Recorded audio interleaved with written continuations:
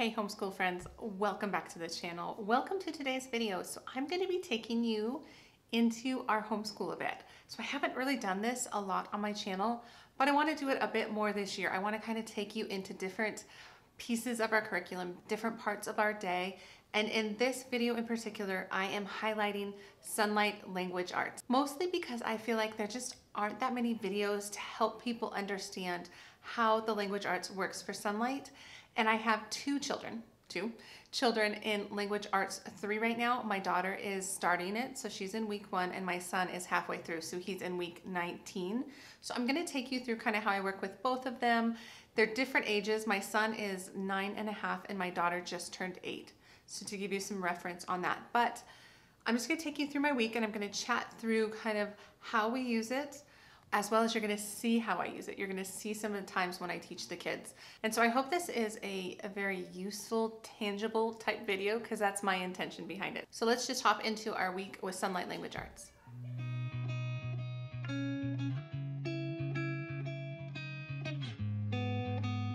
So hi, my name is Angie. Welcome to the channel. If you're new, welcome back, all the things. So like I said, we're going to be chatting through Sonlight Language Arts. So I'm going to give you my opinions and my thoughts, but mostly I'm going to take you through our week, like kind of boots on the ground, take you through what we do on each of the days. Hey guys, this is Editing Angie from the future. I'm sitting at my desk and I realized I forgot to tell you one important thing about the program, about Sonlight Language Arts, because we don't use it all. I pulled back out the instructor's guide here. Try and let you see that. And so with the language arts, it comes in big sections here. So this is spelling and phonics, handwriting, and vocabulary, and then the readers and the creative expression. Today in this video, I'm going to focus mostly on the readers and the creative expression down here at the bottom, because that's what we use. We use a different spelling program, and then there's MCP Phonics, which is a workbook. There's Handwriting Without Tears, which is a workbook, and Wordly Wise, which is a workbook. So you can get these things done, phonics, handwriting, and vocabulary, using a workbook. So it also schedules that all out for you, so you can see how that would work if you choose to do that. We are using a different program to kind of support us for spelling and vocabulary and things like that. It's not because these are bad, it's just we've gone a different direction. So in this week in a life, we're focused mostly on these two things, but just know that the full Sonlight Language Arts program also includes these other things on the top, and that will definitely round you out for a complete language arts program. All right, back to my original video. It's a pretty consistent schedule, with day 1 being copywork, day 2 being copywork application, so you're talking like grammar, punctuation, mechanics, things like that, and then days 3 and 4 have to do with more creative expression and writing. So let me just hop you into day 1. And with day 1, you'll see that we start with copywork. So with the copywork, what I like to do is I like to work with my kids. So the first thing we do is we read it together. So we read it out loud. I love that the Sonlight copywork comes from their readers, not the read aloud. So what they're reading, so they often really enjoy the fact that they are actively working through these books and then they see them in their copywork. So we read the passage and then we go through it, and I make sure to kind of chat about it a bit, and then I'll remind them just to pay attention to those sorts of things. And then they go ahead and copy it. And then we go back through it. And what I have them do first, usually, which I think I have a clip of this with my daughter, is I have her check her work against the original. And then we make sure we catch any other mistakes or whatever's going on and just chat more about it. And I do ask for kind of their best work, because these passages aren't that long, in my opinion. I feel like it really is fine for that 8-9-year-old age range. But if it's a little much, just I feel like you as a parent could just X out like the last section or whatever it is. You could definitely edit how big the passage is. So I'll take you into those clips. The things we need to look at. So a couple things. One, do you remember quotations? Go around what's spoken, right? Okay. So here's the quotes. And this one, you remember, it's broken up. So pay attention to the quotes, the commas, and words like this, like detective, this maybe a little harder, okay? Let's read it. Do you have any books for a little girl like For a girl like me? Clara asked. Needy. Indeed. Said Miss. So again, you also have a lot of talking, so pay attention to this. And it looks like there's lots of capitals. One thing with yours is there's titles.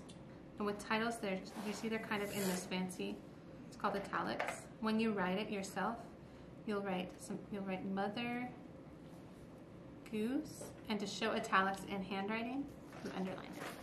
Okay? So try that, and then do your best, and then we'll have you look back through it and check it. Okay? Okay. And now I want you to kind of go back through it, and you check up against there and to see if there's any mistakes. Okay?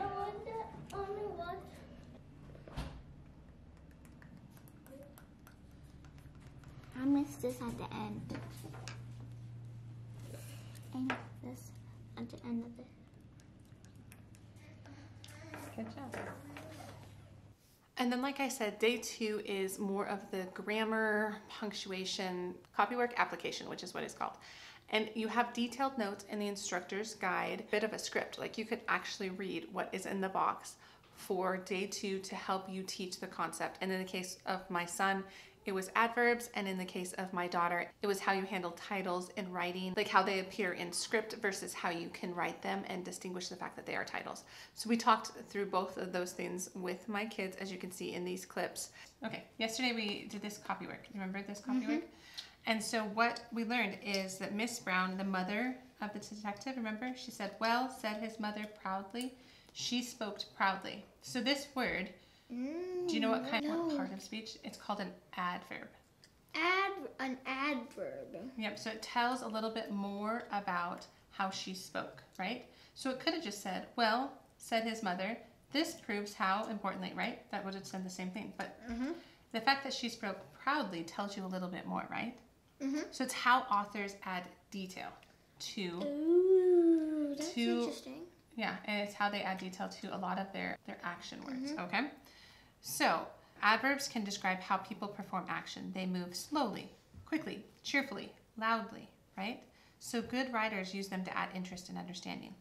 The key part here, what 2 letters are those?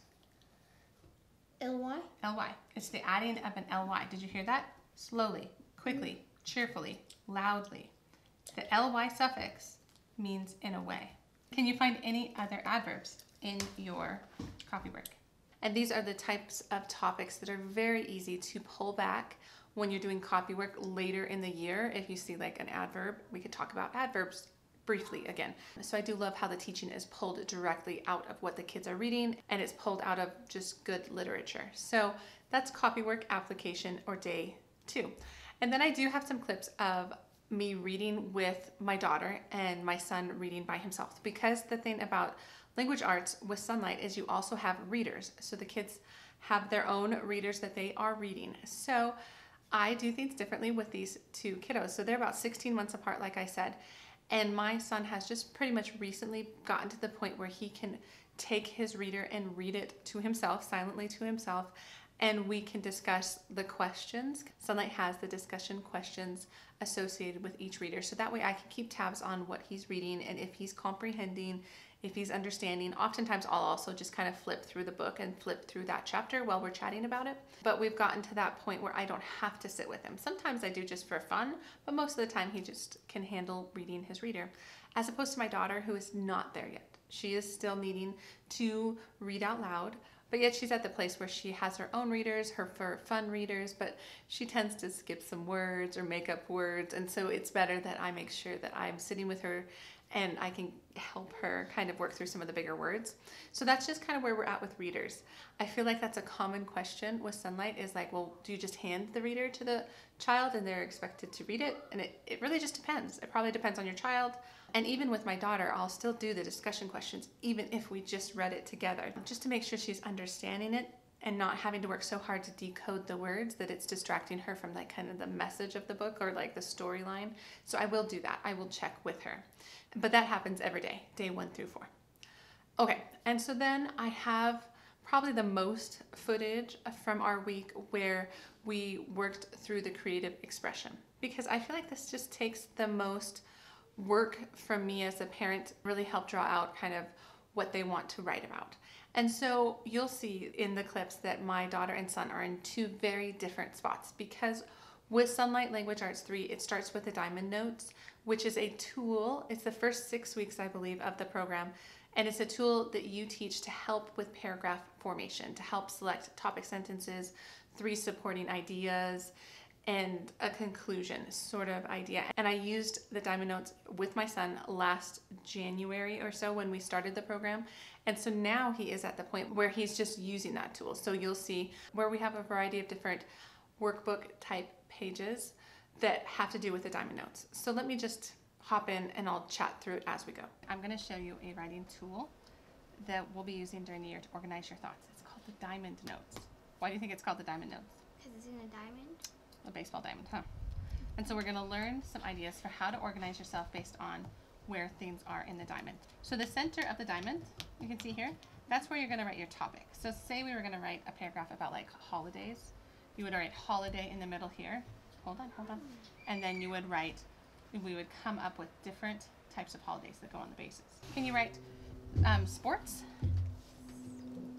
S-P-O-R-T-S? S-P-O-R-T-S.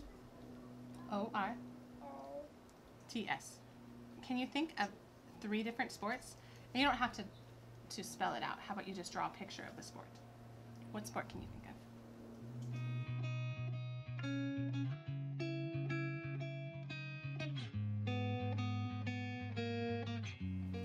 Okay. So tomorrow you're going to write a paragraph describing your favorite place. So we're going to do a descriptive paragraph. Notice that this writing prompt can lead to several possible writing topics. You can have different places you love, right? So the first day, what we're going to do is we're going to brainstorm through a few things. I'm going to help you. I'm going to write down some things. You also have what's called a graphic organizer. And so really what today is to just like toss out ideas and almost have too much. And so you can X out stuff and find out what you want to write in your paragraph tomorrow, okay? So we're going to start with, let's brainstorm a couple different places that are potentially favorite places. And then we'll start talking about why. I'll just write down your notes. I'm going to jot it down for you. Jot it. I'm going to jot it for you while you think about things. And I'll ask you some questions, but let's start with a couple favorite places, and then you're going to help fill out this once we narrow it down. But first, let's think. Favorite places. Okay, that's day 3. You can see I'm here. I'm scribing for him. We're really brainstorming. I like to do this where we just talk about different words.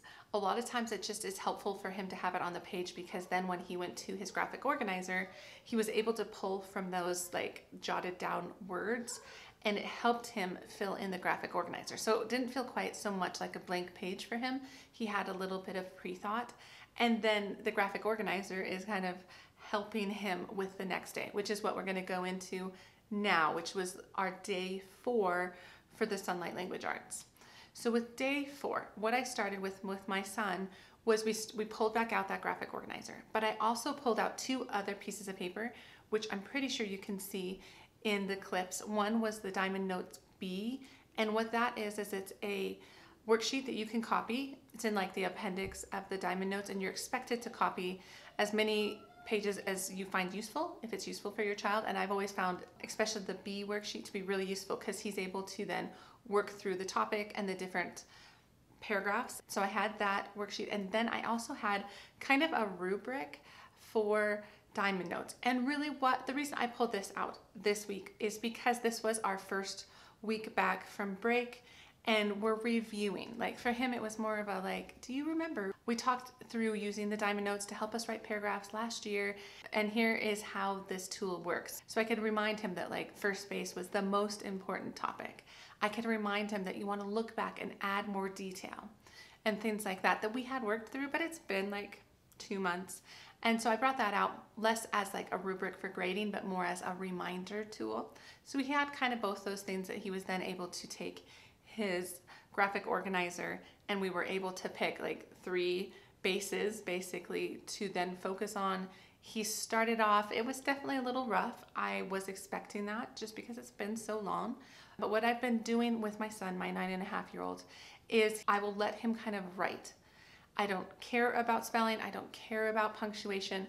I want him to get his ideas to those different lines, those different bases, so that he can start working with it. And then I'll come back through and we'll talk more about like, well, does this topic sentence represent what you were trying for here? Which in this case, it was like a description of your favorite place. And at first it really wasn't. He he didn't make that connection. He had kind of a random sentence about his favorite place, but it wasn't indicating that he wanted to talk about his favorite place and then tell you why it was his favorite place. So once we discussed that, we were discussing more big ideas. And then he was like, oh, and so then he was able to switch his topic sentence a bit. And then I had him go back through and change a few things so that like the sentences linked into the main idea, if that makes sense. And then when he did that, then I told him we were going to transfer the paragraph, which you'll see, I believe I have some footage of that. And I was like, I'm going to correct your spelling. I just always remind him, the spelling is not a big deal. I'm most interested in your thoughts. So I told him, I'm just going to go through and I'm going to correct your spelling, and I'd like you to copy it onto the page here, which just works for us. I feel like it de-emphasizes the spelling and stuff. At least at this stage, that's where I'm at. That's how I choose to do it. I don't know if that's really how Sonlight is written, but that's how I choose to use the creative expression section of the Sonlight Language Arts. And then I think I also got some clips of my daughter. We were continuing to work with the diamond notes. In this case, we were organizing our thoughts, and we had like little cutouts, and she was supposed to find the ones that matched and then glue them on. It's just a very basic start up to this idea of a paragraph and supporting ideas. I don't think she quite gets it yet, but she enjoyed gluing stuff onto the diamond, so it was a win. So that is how a typical week goes with Sonlight Language Arts, kind of those day 1, 2, 3, and 4. Obviously the creative expression changes and what you're emphasizing in the Copywork application, but it's a pretty consistent setup. There are many things I like about the Sonlight Language Arts. I really like how it uses literature to naturally teach some of these things, especially like the grammar and whatnot. I do choose to supplement with extra grammar and stuff, but I do know some families who don't, and their kids thrive with just the Copywork application, and the parents probably bringing it back over and over just to kind of review and re-emphasize things as they are using kind of new Copywork and things like that. And so it's been a good fit for us, and I really wanted to highlight it for you all in case it was a question in your head. Should you use Sonlight Language Arts? I think it is a very well thought out program. It just does things a little bit differently, and it just depends if that fits you or if that fits your kids. But I hope seeing it in action this week was helpful. So let me know down below if you have any questions. I always have a coupon link down below. I think it's like $10 off your first order or something like that. In case you just want to jump in and try Sonlight, that's always down there. I recommend using it. It's $10. It's all good. But that's what I have for this video. I hope it was helpful. I hope you liked it. If you did, give it a thumbs up. Subscribe if you want to. And otherwise, guys, I'll see you in the next homeschool video. All right. Take care. Bye.